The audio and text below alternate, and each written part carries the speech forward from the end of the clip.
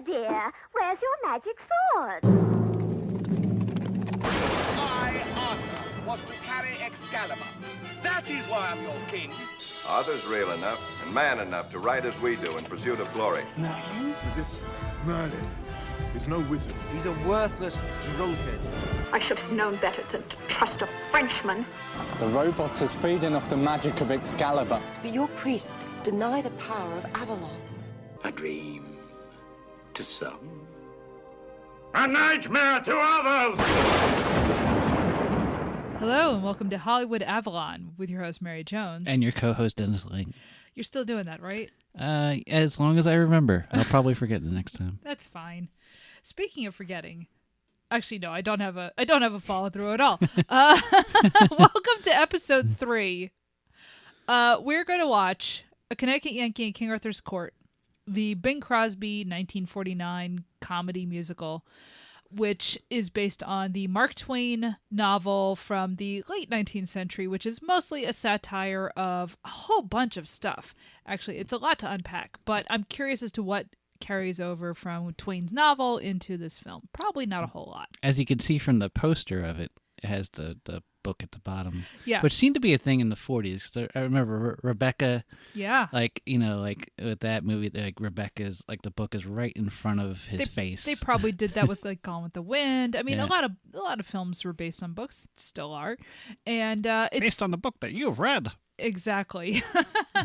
And a lot of people have read or used to read A Connecticut Yankee in King Arthur's Court, although I bet a lot of people haven't read it as adults, which is really funny to me because I just reread it in preparation for this podcast, and that is not a book for children. No, I'm dead serious. This is a book that is mostly a satire of late 19th century American political culture and not really about, I mean, it's about King Arthur. It is absolutely about the Arthurian legends, but it's about the American or like the Anglo romanticism of King Arthur in the face of the Industrial Revolution and the progressive movement and the Gilded Age and all this other stuff. So Mark Twain. Yeah. Big fan. Yeah, but I think most people see him as like, oh, it's that folksy guy from...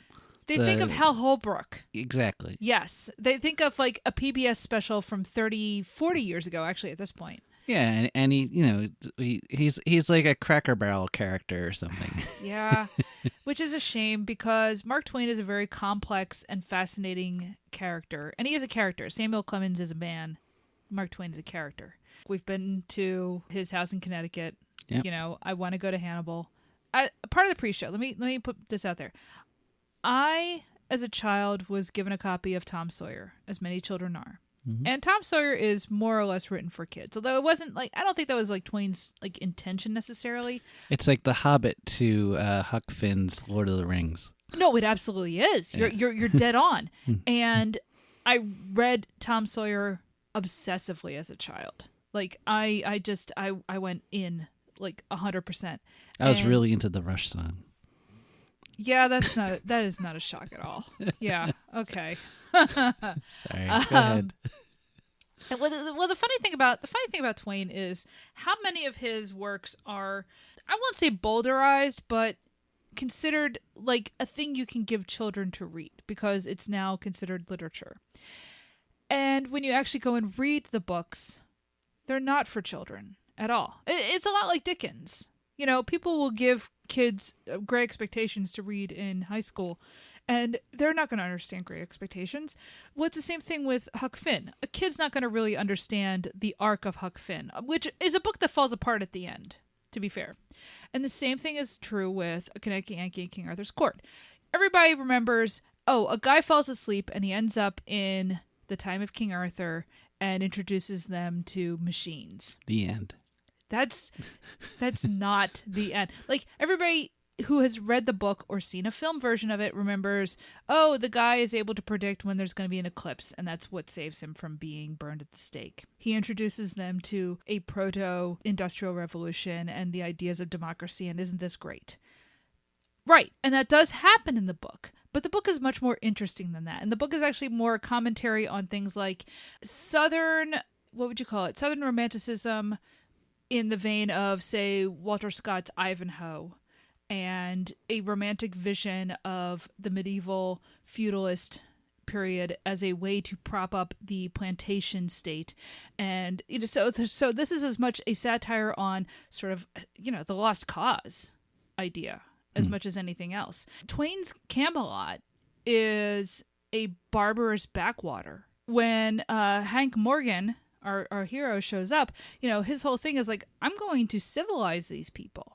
So like there are layers to Twain's story that don't really get excavated when you read it as a child, and honestly I don't know how many people read it as an adult anymore, which is a shame because it's a really fascinating book, because it's not just poking fun at ideas of chivalry and the Middle Ages, this idea of when knights were bold and ladies wore veils and all this nonsense. It's also kind of pulling apart progressivism, this idea that the Industrial Revolution is the height of human superiority, because the book ends in a really fascinating way. And I know this movie is not going to get to that. Okay? Because the book ends with what feels like World War I. It's trench warfare and Gatling guns. It's a fascinating ending. So what year did the book come out? I mean, there's Gatling guns in the Civil War. Yeah, exactly. I think Crimea. This is post-Crimea. I know that much. Yeah. Let's see. The modern wars at the time. So the book was published in 1889. So yeah, this is post-Crimea War. This is, I mean, when you think about it, you're I think this 25 years out from the First World War, maybe? Yeah. So, I think that's post Vincent van Gogh's ear. Sure. Sorry. Well, no, I mean, that's an interesting sort of placing it, because you hear 1889 in the United States and you think everybody still looks like, pre-Civil War, but that's not true. And actually saying, hey, Vincent van Gogh was maybe still alive, kind of that does give you sort of a place. Yeah. Okay. This is I wonder if we still had bearded presidents by then. Boy, when did we get rid of bearded presidents? Definitely by the 1900s, right? Yes. Yeah. Yeah. I mean, Roosevelt only had a mustache, but I don't remember if like Cleveland or. Anyway, the point being, 1889. So you're on the cusp of the gay 90s. It's like the precursor to the modern world that we can all kind of see. And what's fascinating about the book is Twain is writing about a world that is sort of becoming by the end of that, because he's writing about mechanization, straight up factories. Okay. And the kind of factories that you would start to see with the end of the 19th into the early 20th, right before the First World War. He's presaging certain changes in warfare in this book that would come to be beyond even what was happening, what had already happened in like the Crimea and the all of that, like the Franco-Prussian War. That stuff's already in the past. Okay, So he's describing trench warfare and machine guns at the end of this book. What this book is about is really complicated, and we'll get into that into the after show, because I'm really curious as to where the film picks up and leaves off Twain's actual themes. Because here's the thing, you can just make a fun movie about a guy travels back in time and introduces, King Arthur to jazz, which is what I think this movie actually is. I have a feeling they totally boulderize it and they make it about, hey, wouldn't it be funny if a guy went back to King Arthur's time and made them learn about jazz and baseball. In the book, was he a blacksmith? No, he actually was a foreman at a mill. Okay. So, like early factory work. Mm-hmm. My grandfather was a foreman at a mill, actually, now I think about it. A millwright is what they would call it. He was a millwright in Philadelphia, worked at DeLong, Hook and I. Between that and the fact that he had a couple of kids was why he did not get drafted, because I think he was in his 40s by then. So Hank Morgan is, I think the idea is that he's either the foreman or he's a millwright, and I don't remember which it is now because it's been a couple months since I read the book.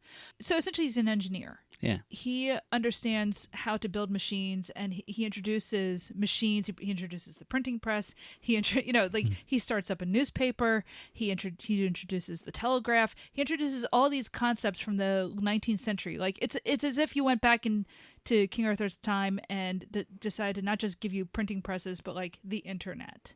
Here's the idea. We can send things through wires. Let's go even further, right? Let's build a CTR tube, right? So it's the same sort of idea, right? And you can make that into a fun thing, But that's not really what Twain was doing.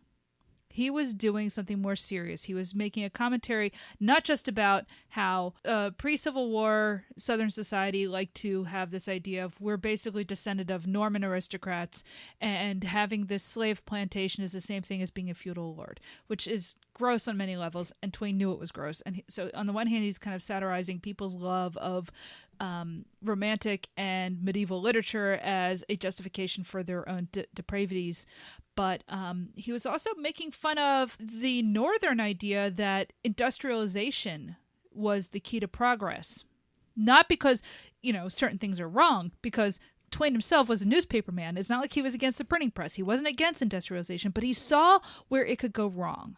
Right. And so part of the book is, as you progress through it, how it goes wrong.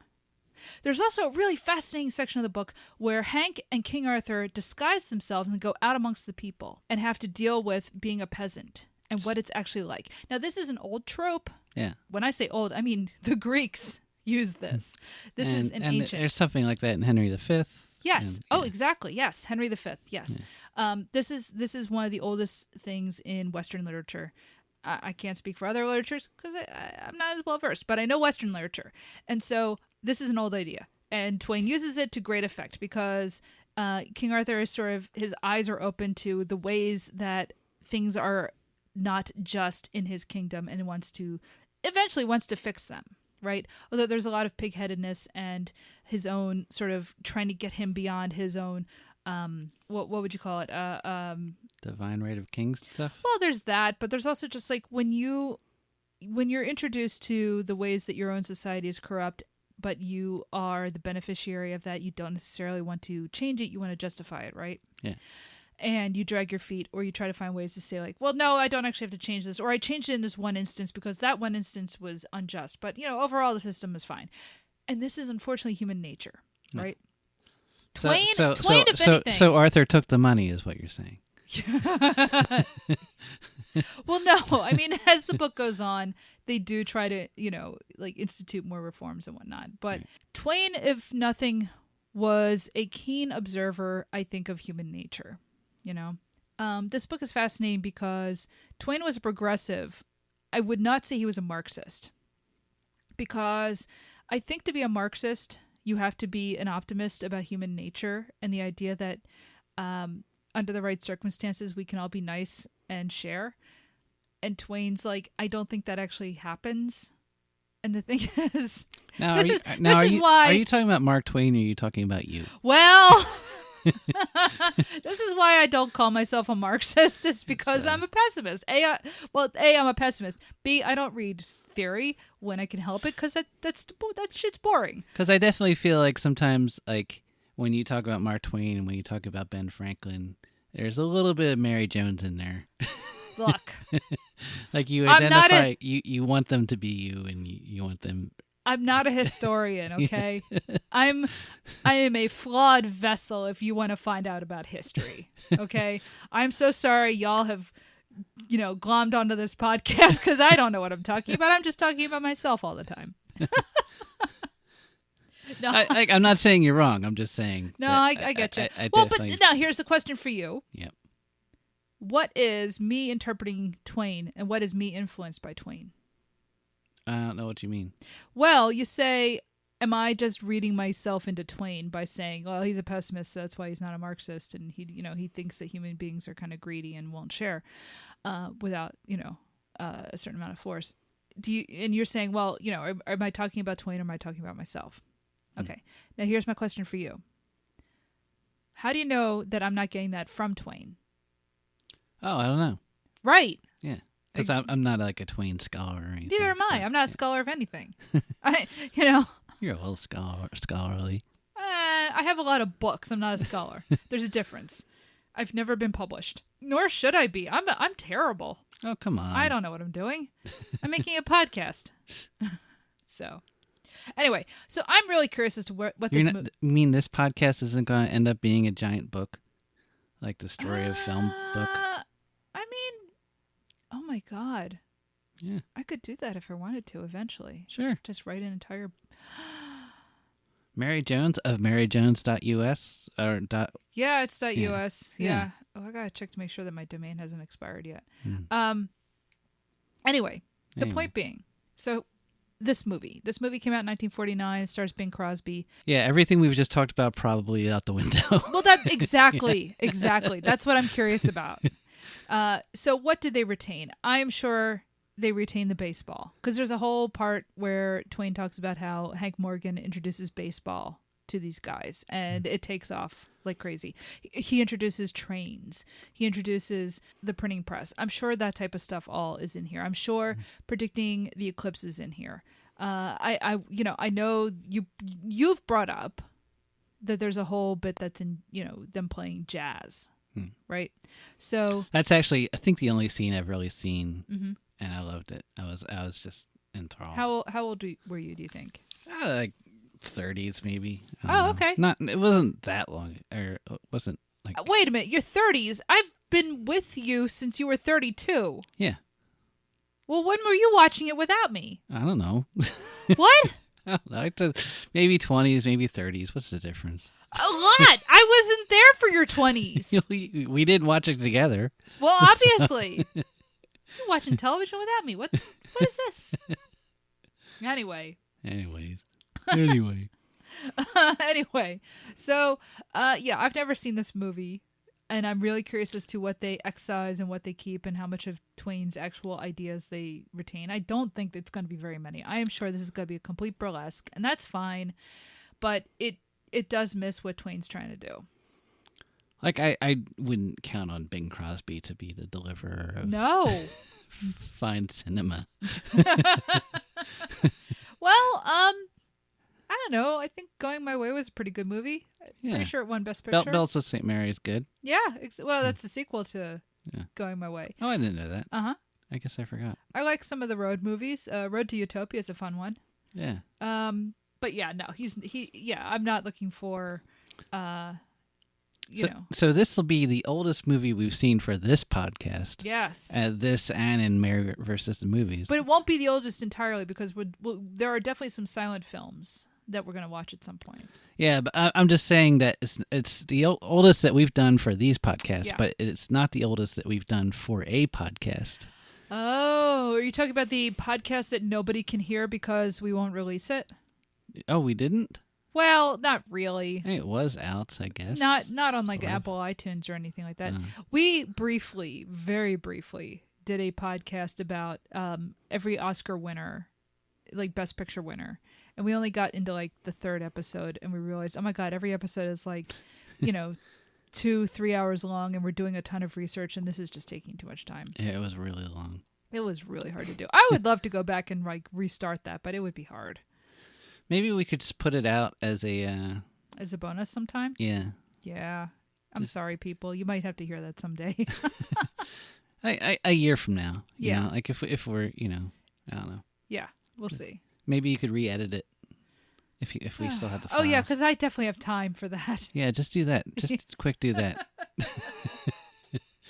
What do you think the change is from the book to this? Okay, I don't think they go through the whole kind of depressing ending, Right. which does lift from Mallory, the split with Lancelot and the war and Mordred and all that. I mean, it's highly condensed, but it all ends with Arthur dies, and then they end up with siege warfare between Hank Morgan and all of his young recruits and the other forces and whatever. Yeah, so Is there a love story? Yes, because in the book, Hank has a woman that he is sort of the knight errant for. So I think they'll probably do that in this. Yeah, definitely. Okay. Andrews sisters? Boy, I would love to see the Andrews sisters as the three queens who ferry Arthur off to Avalon, but I don't think that's going to happen. That would be wonderful. Yeah. Think there'll be any other famous musicians or something? Or I think it'll be something where if I look them up, I might know who they were, but I don't think they'll be famous when I see them on screen. Like, I don't think it's going to be Phil Harris or anybody. Louis Armstrong? No, I don't think Louis Armstrong is going to show up. Although I will say there were Black Knights in Camelot. Yeah. Yeah. So, Sir Morian, from what I remember, maybe Sir Tor. Hello, Hank. That would be great. Oh my God. Do you know how happy I would be if Louis Armstrong showed up as a knight? It'd be great. It would be amazing. We will not get that. No. I remember we covered Bing Crosby for our initial show. Oh, right, because we were talking about Paul Whiteman and the King of Jazz. The King of Jazz and stuff. So and he discovered. He did, yeah. I forget what their name was. It was Bing Crosby and like these two other singers. Yeah, honey, you're going back years ago at this point. Oh, well. Yeah, that podcast is a long time ago. Yeah. So refer to our other podcast, released later. Yeah. So. Ready? Yep. La la la la la la la la la la la la la la la la la la la la. We're busy doing nothing, working the whole day through, trying to find lots of things not to do. We're busy going nowhere, isn't it just a crime? We like to be unhappy, but we never do have the time.